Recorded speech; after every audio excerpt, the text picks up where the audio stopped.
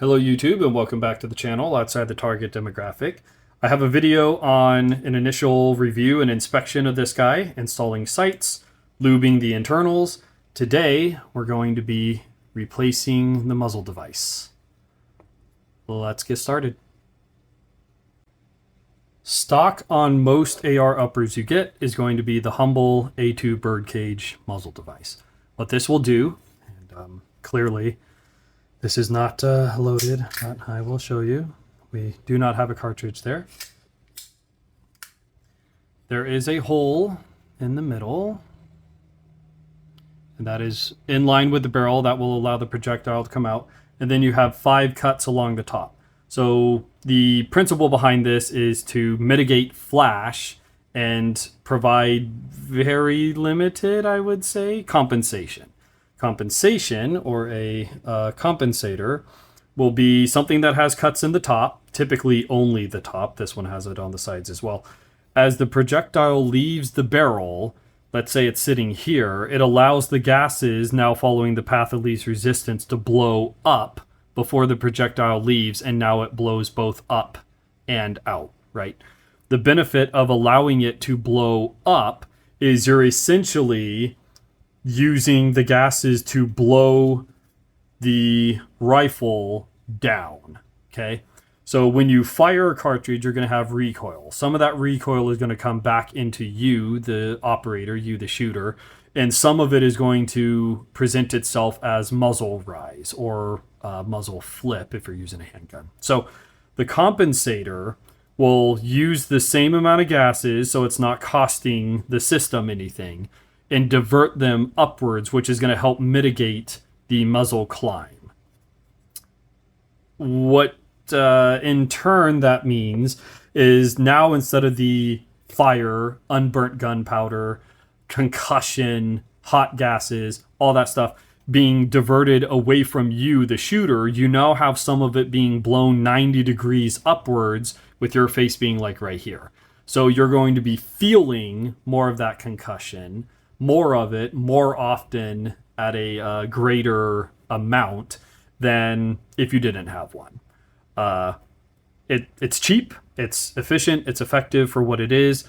I don't care for them, especially you'll find that is made far more significant when you cut down your barrel. This is an 11.5-inch barrel. Typically the 5.56 cartridge was initially designed for a 20-inch upper. We now have 16 inches. The military runs 14. 10.5, 7, I think, is the most reliable, shortest barrel that they have. You're going to be feeling more and more of that concussion as there's less and less gunpowder being burnt in that shorter tube. Think of it as how fast can your car get in 100 feet versus 1,000 feet, right? If you can actually get it to redline and go through all 6 of your gears, you're going to be going substantially faster, even though it's the same car with the same engine, with the same transmission, with the same weight, with the same gas type, right? So you can use, that's the grandfather clock and cuckoo clock. We're going to let them go ahead and do their thing. You can use a stronger gas. You can use, nitrous or whatever. You can boost the efficiency of the shorter burn time. But if you're using the same type of cartridge, let's say it's standardized by, say, a military, you're going to be getting the effect of that unused gunpowder exploding just inches away from your face. So what we'll do is replace that with a linear comp. So this is my Taurus TX22 semi-automatic 22 long rifle handgun. It also is not loaded.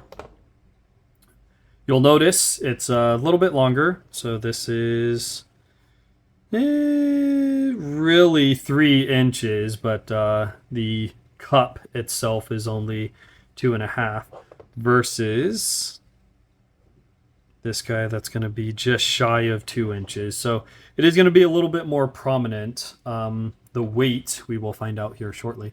But basically, again, clear, it's a cup instead of a can. So a can would be a suppressor. You would have a front cover here. You'd have some baffles in there. This one doesn't have anything in it, right?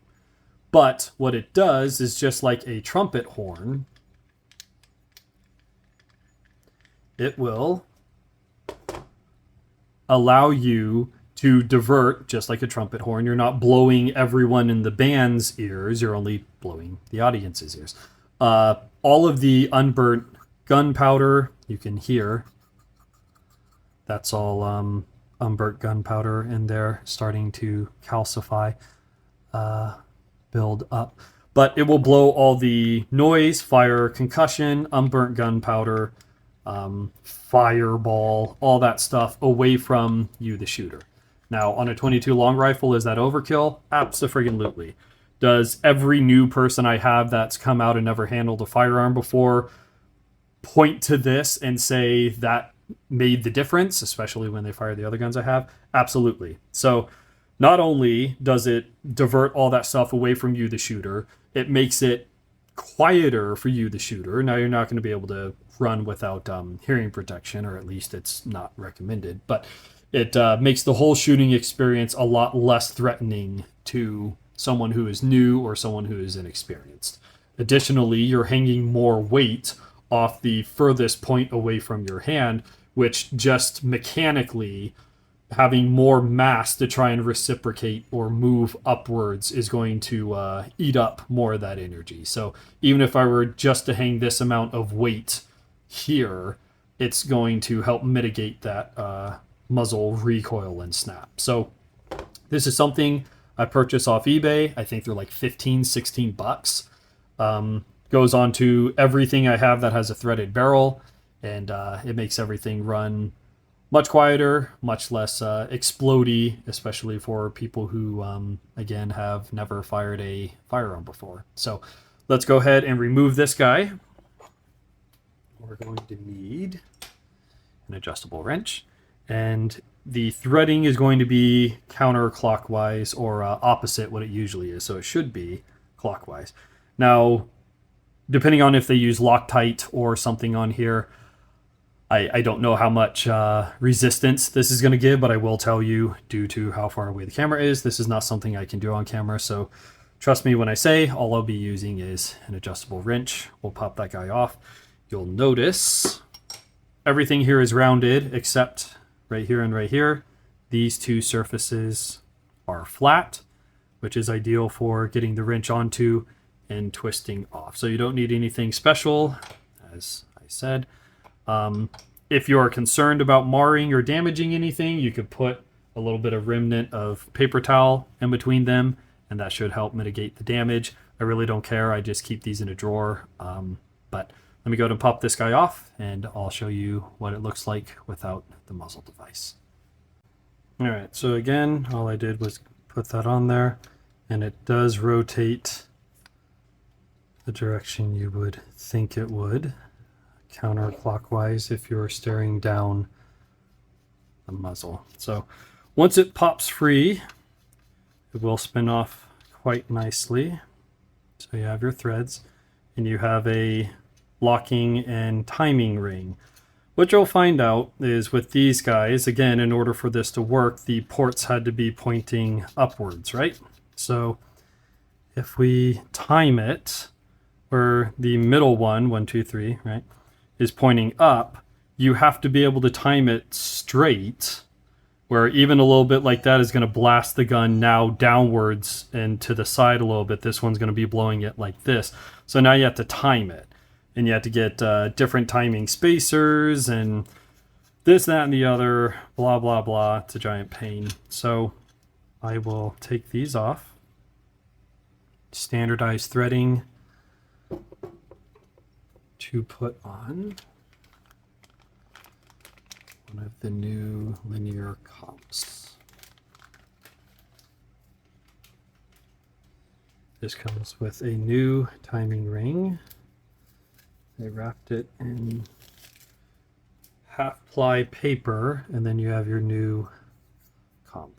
So running my fingers through it, you do have a little bit of dirt and oil. That's fine. Soon it's going to have a little bit of gunpowder, so not super concerned about it. I'm going to go ahead and clean it out. So little bit of oil and stuff in there, it looks like. If in doubt, wipe it out. Not a big deal. Okay. The surface is milled with some cross-cut grip, which is actually very, very aggressive, which I like. Adds to the look, adds to the functionality. Before I put this on, let's get the science box. For grams, 110 grams, 3.8 ounces for the weight. So at this point, 3.8, 677.2. So I've added almost half a pound of stuff to this less than 4 pound upper with the irons and now this guy. So that's the thing with ARs. The more stuff you put on them, the heavier they'll get. Luckily, they start out relatively lightweight to begin with. So you'll notice there's a bevel to this ring. You want that bevel pointing in so that you have a larger surface area to cam up against the linear comp. So with this one, since there are no compensator cuts, there is no gas porting in a specific direction, I don't have to worry about timing it. I just spin it until it gets tight, give it a little bit of a snug, and it's going to fit into place. Now, depending on, this one should, if you do not like how much longer it makes your rifle, again, we're adding 2.5 inches onto your barrel. So if this is 11.5, it's now 15. What you can do is invert it. Is this one not going to let me? What am I hitting up against? So due to the cuts of this handguard, it doesn't look like it'll let me. But on longer rifles, yeah, I'm bumping up against something. Oh, no, I'm not. Beautiful. Haha.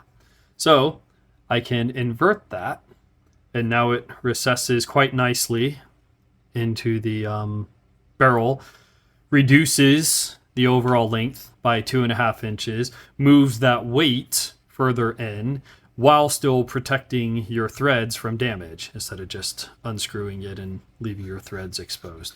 So that is something you can do should the need arise if you're trying to put it into a bag or a rifle case, something like that. Now that I did that, let me just see if I can... Is that what I was catching on? No. So you can keep that washer in there as well. Kind of handy. How many times have I used it? Well, since I just showed you on video, I didn't know if it would work. It's been exactly 1 time, but it can be done, which is more than I can say for the bird cage. Get that nice and snug, and that's what you got. So again, compared to the A2 bird cage, we have a longer device that will be moving any explosion, concussion, fireball, sound at least an inch further away from you, the shooter, giving the unburnt gunpowder more dwell time inside of a enclosed chamber to burn more efficiently before becoming a fireball, blowing any concussion, sound, fireball, what have you, directionally instead of just in a mass away from you, the shooter, all for a sliver of a fraction of a percentage of a price for a suppressor. So with the suppressor, you're spending $200 on the government bribe, tax stamp, to then have to carry around the paperwork to not annoy your neighbors quite as much, to spend $1,000 plus on a suppressor to add substantially more weight and diameter and mass to the end of your barrel to run into timing issues and gassing issues and stuff like that. This is $17 shipped. It's fantastic. So I have shot this next to a friend's AR upper with the standard birdcage, and there was a substantial felt objective difference between the two. So I will try and roll in another video where I shoot. I'll probably like pour some flour on a table or something and do some shooting with this and without it, and you'll see how much of that powder gets thrown and dissipated in a specific pattern. But otherwise, it's really hard to visually show you what a audible difference this guy will make. But take my word for it. Simple enough to install. Cheaper than a new magazine for the rifle, especially for new shooters. I would highly recommend. So this is outside the target demographic. As always, any questions, comments, concerns you have, leave them in the comments section below, and I will catch you guys in the next video.